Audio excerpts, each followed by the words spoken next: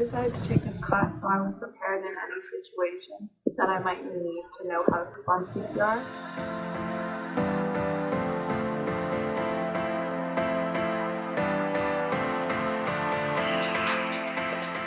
First, you have to approach the person, check their responsiveness and breathing.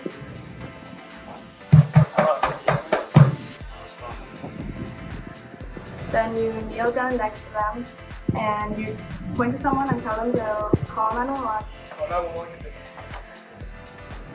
Interlock your fingers next to them, and on their chest you do 30 compressions and 2 breaths.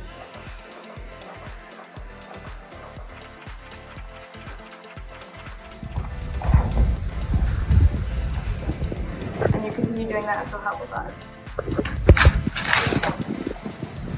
Everyone stand clear. Push the shock button. Shock delivered. Begin 5 cycles of CPR. Now that I'm certified, I feel that I'm really well prepared and I can make other people feel safe when I'm with them.